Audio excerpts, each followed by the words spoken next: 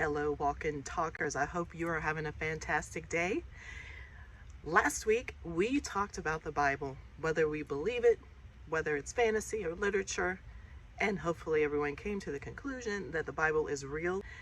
And now that we have established that, the next step is, well, what do we do with that information? We know that the Bible is real.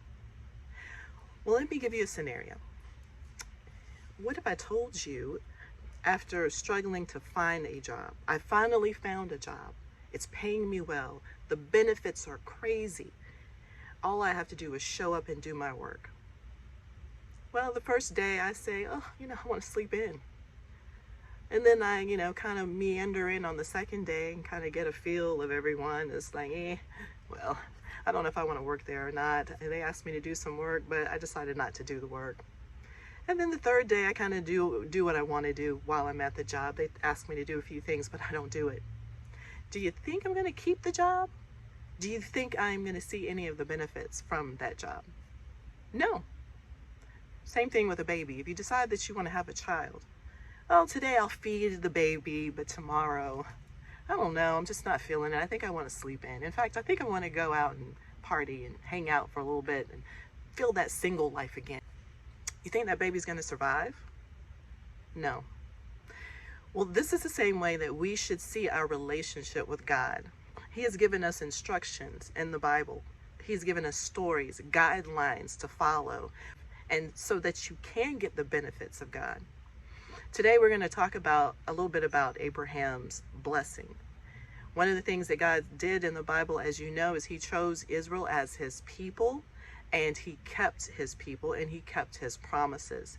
Israel didn't always keep their promise. They were, worshiping other old idols. They were doing the same thing that the lazy person at the job or the person who doesn't want to totally commit. They're kind of one foot in the world and still wanting to worship the calf or still wanting to worship the king or the country that they came from. While the other foot, they want to keep it in there with God because God has so many wonderful blessings under him. But you can't straddle the fence like that. Just like you can't straddle the fence with a baby. You can't take care of the baby one day, then ignore the baby the next day. Or take care of the baby one week and then ignore the baby the next week. You have to take care of the baby daily. You have to take care of your job daily. You have to show up at work daily to get paid daily. So what about these Abrahamic blessings and how does it relate to us?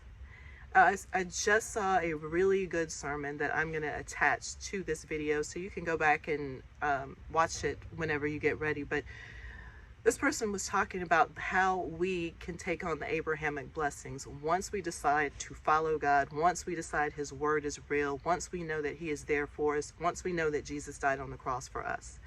Once we know these things, then we know the God of Abraham. And God promised Abraham, he made a covenant, and a covenant is a contract, and God doesn't break his contracts. He made a covenant with Abraham that he would be fruitful, that any of the enemies that come against him, God will destroy them. He will punish them. That if whatever he puts his hands on will be successful. But this is all in God's name. This is all in Jesus's name. So we're having to follow God's rules. We can't have one foot in the world and the other one out. Otherwise, it won't be successful. Some families that I talked to, and this was also mentioned in the video, you just wonder what's going on in their family because every time you turn around, there is bad luck slapping them upside the head. You wonder sometimes if they're even telling you the truth of what they're doing for these things to happen to them, but they are truly happening to them. And one thing that we can do as children of God, as believers of Jesus, is renounce our own history, our own ancestors. We don't know what our ancestors did in the past. We don't know who they praised and worshiped. We don't know who they made a covenant with. But you want to break all of those bonds. Renounce. Tell them, hey, these are denied. I am on another bloodline now. I am with Christ. And I am accepting the Abrahamic covenant from now on in my life. And as you accept this, you also accept your responsibility. It is your job to make sure that you are praising, worshiping, praying every day, that you are a light in any area that you're in. Now, is this going to happen overnight? Nope. Just like any new job, you're gonna make mistakes. But as long as you're going in wholeheartedly, trying to learn, trying to be better, trying to study His Word, trying to understand His heart, trying to be like His heart, then God will honor His side of the covenant. Of course, there's consequences if you make mistakes sometimes, but the blows are not nearly as hard when you are working with God. So that is a message today. I'm going to put a link down on the Abrahamic covenant and the prayers. He actually goes through a prayer that you can do that connects you with the Abrahamic covenant, so that you can put whatever's in the past, whatever, if you may have made a covenant with something and not even realize it, dipping and dabbling in different things and just trying to survive.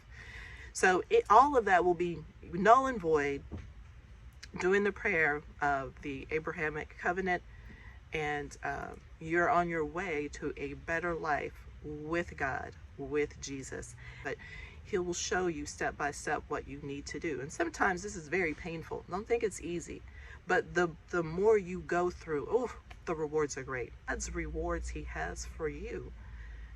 You go in studying, you go in working, you would be amazed at the awards that come your way. God's awards, the things that He has stored in heaven for you anyway. You can't get to them if you're not connected to Him.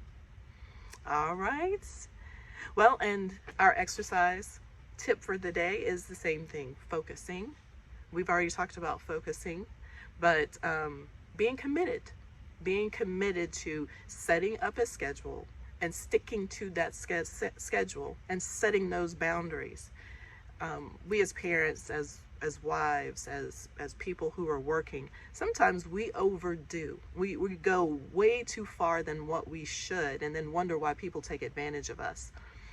Well, we need to set boundaries that will help us in our own health. But make sure you're setting up boundaries for yourself so that you can get your even quiet time, a moment to yourself. You are allowed to have that moment to yourself. If you give you just a moment, even if it's 15 minutes after work, you get home and there's nobody there, take that moment and enjoy it. Don't just start cleaning.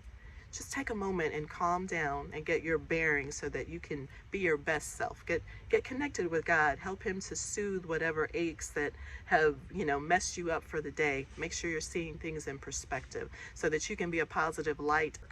Don't let them wear you out. Don't be the first one always to jump into the fray, unless you feel led to do so. But you don't always have to be that person. Make sure that you're getting your time. Otherwise, you're going to, if you hurt yourself, then somebody's going to have to take care of you. You can't do anything anyway. All right, so that's our tip. We're going to have a great discussion once again today. Also, if you want to know about any of the covenants, they're all throughout Genesis. An example of a covenant is the rainbow covenant that God gave after the flood. Once Noah was on the boat and all the water went away, God gave the covenant that He would never destroy the world again through water or the flood.